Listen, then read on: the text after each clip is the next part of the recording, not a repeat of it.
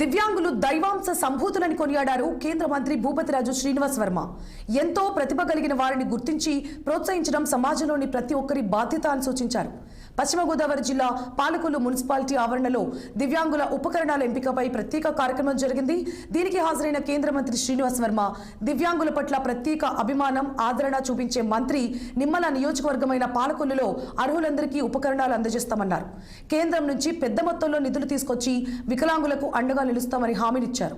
అత్యంత ప్రతిభతో ఎందరో దివ్యాంగులు ఐఏఎస్ కు సెలెక్ట్ కావడం గొప్ప విషయమని కొనియాడారు మంత్రి భూపతిరాజు శ్రీనివాస్ వర్మ.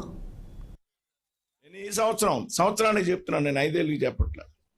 2 కోట్ల రూపాయలు దివ్యాంగుల కోసం ఖర్చు పెడతాం. రామానాయుడు గారు నాకు అనేక విషయాల్లో స్ఫూర్తి. ఇందాక చెప్పారు, మా నాన్నగారి పేరుతో ట్రస్ట్ ఏర్పాటు చేశాను. దానికి స్ఫూర్తి కూడా ఆయన ఏర్పాటు చేసినటువంటి ధర్మారావు గారి ఫౌండేషన్. సామాన్యుడు రామానాయుడు గారు అయినా సరే ఉన్నంతలో ఫౌండేషన్ ఏర్పాటు చేసి 100 మంది వికలాంగులకి నెలవారీ బియ్యం ఇవ్వడం, కొన్ని సందర్భాల్లో దుస్తులు ఇవ్వడం, ఈ విధంగా అంటే డబ్బు సంపాదించుకోవాలి, దాచుకోవాలి, నిల్వ వేసుకోవాలి అనేటువంటి ఆలోచన లేనటువంటి వ్యక్తులు మేము. ఇది మేము కింద నుంచి వచ్చాం, కష్టాలు తెలుసు. నాకు ఆయన ఫౌండేషన్ ఆధారంగా నాకు అనిపించింది, మా నాన్నగారు చనిపోయినప్పుడు ఎందుకు చనిపోయినటువంటి వ్యక్తుల్ని సజీవంగా ప్రజల మధ్యలో ఉంచలేము అనేటువంటి ఒక ఆలోచన. నేను ఎంపీ కాకముందు కూడా జీవించా చాలా సింపుల్గా.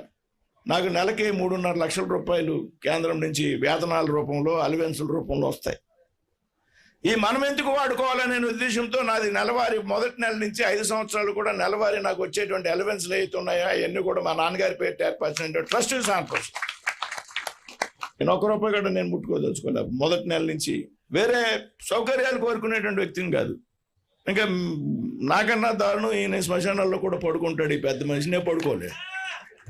2024లో మేము మీ అందరి ఆశీర్వాదంతో కూటమి ప్రభుత్వం అధికారంలోకి వచ్చిన తర్వాత శాసనసభ్యుడిగా ఈ పాలకొల్లు నియోజకవర్గంలో నేను కూడా గెలిచిన తర్వాత నుంచి ఈ దివ్యాంగులకి ఇటువంటి క్యాంపును కండక్ట్ చేసి ఈ దివ్యాంగులకి అవసరమయ్యేటువంటి ఉపకరణాలు అంటే ఏవైతే కొంతమందికి చేతి కర్రలు కావాలి, కొంతమందికి మరి ఏదైతే చెవిలో మిషన్లు కావాలి, అదేవిధంగా కొంతమందికి వీల్ చైర్లు కావాలి, కొంతమందికి బ్యాటరీ కార్లు కావాలి, ఇలాగా రకరకాలుగా అంటే వాళ్ళ అవసరాలు. కొంతమందికి కృత్రిమ కాళ్ళు కావాలి, కొంతమంది నడవడానికి హ్యాండిల్స్, అంటే ఇట్లా చాలా రకాలైనటువంటి పరికరాలు.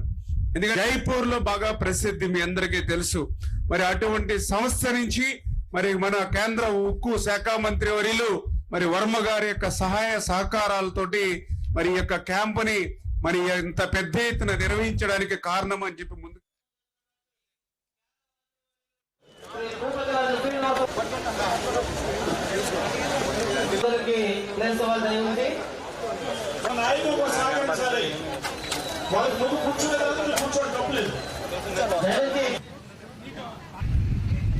తోటి పైకి రాలేరు.